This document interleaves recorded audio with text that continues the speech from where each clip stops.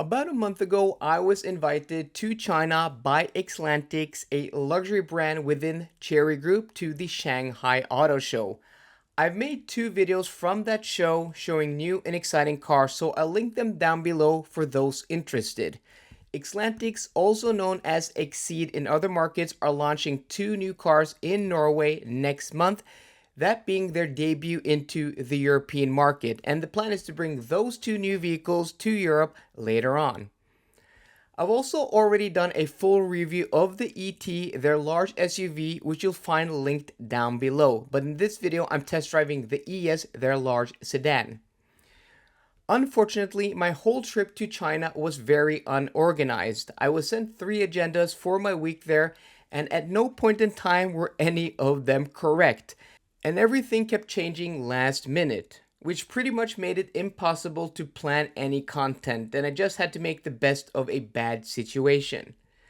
And even though I told Exlantix specifically what I needed from them to be able to make proper reviews of their cars months in advance and several times in China when I was with them, they weren't able to provide me with the correct cars at the correct time.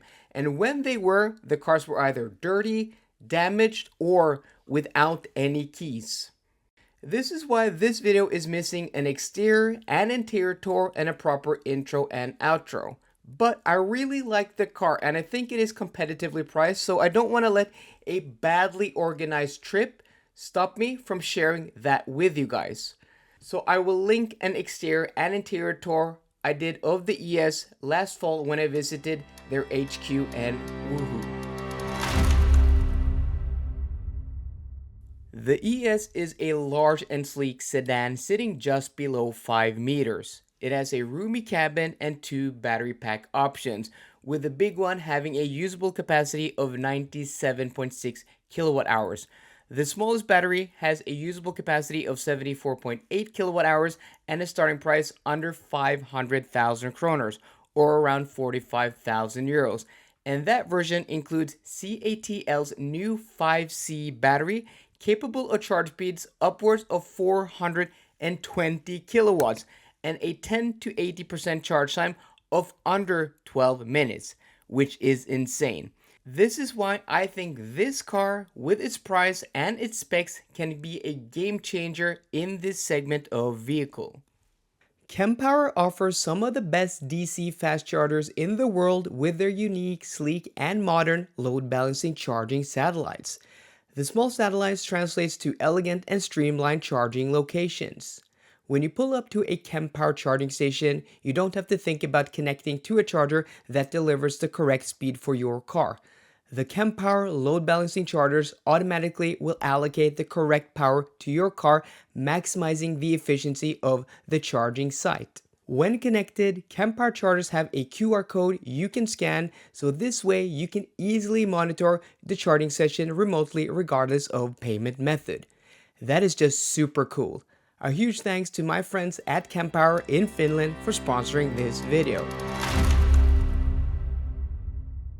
Okay guys, we're now inside the ES sedan. So the car we have here is the electric version, and it is the Chinese domestic market version. So if you saw my ET video, that the car I drove was a range extender hybrid, but the one we have here is pure electric. So this has, the Exceed badge, not the Exlantix badge, and it has a little bit of a different exterior than what we're going to see with the European version.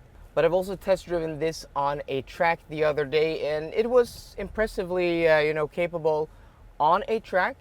It's not a sports car, and it's not a Taycan, it's not a Porsche, but the price point is also like so much lower. So you can't expect what you can expect from a Porsche with this car. But steering off center, pretty responsive, and weighted, nicely, but not a lot of feel. But that's fine, for being this type of vehicle. I don't think there are a lot of cars at this price point. The starting price of this, in Oregon, it's going to be under 500,000 kroners with all-wheel drive. Is very impressive for this size of vehicle with this performance, this type of range, and yeah, I don't think that is bad at all. So let's see if we can do a little bit of an acceleration run here. Yeah, pull, pull, pull, pull. This pulls nicely. So this is not the all-wheel drive version with, 480 horsepower that does 0 to 100 kilometers an hour 3.7 seconds. This is the rear-wheel drive version, which I'm not sure if we're going to get to Norway, but if we do, it's going to be even cheaper than the all-wheel drive version at a little less than 500,000 kroners, or 45,000 euros in Europe. But I think the size of the car is nice. I think it drives nicely. Again, we're on different roads here in China than we would have in Norway. So we're not gonna be able to assess the car in the same manner when it comes to road noise and tire noise.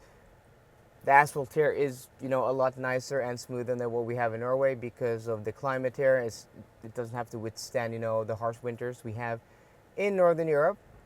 So the asphalt flow quality is going to be different. But I think for what it is, we've been driving this and the ET for a few days here, and I think it actually is quite comfortable, quite compliant in the suspension, and it's a nice car, especially for what you're getting here. The interior quality, the exterior styling. I think it's a really good package and interesting package at this price point. So I do really like the driving position. I've set the seat now to its lowest position, and for me it is actually low enough. This has actually manual adjustment in the steering wheel. This is probably a lower spec model. I would prefer the car to just have that. I don't need that electrically adjust the steering wheel when you have to do it in the infotainment system. But there's a nice shortcut. You just do the shortcut button here, and then you have your you'll have a pop-up here that you can edit, where you can do the adjustment. And to do for example, your right mirror, you do the right toggle here, and to do your left mirror, you do the left toggle. So overall, I think it is a very positive driving experience at this price point because it doesn't do anything that is weird. It just does what it's supposed to do. No weirdities, no oddities, and I think in 2025, yeah, that's all you can expect from a car because they become so complicated, and there have been so many issues with cars lately. Weirdities when driving and functions and things not working with the car.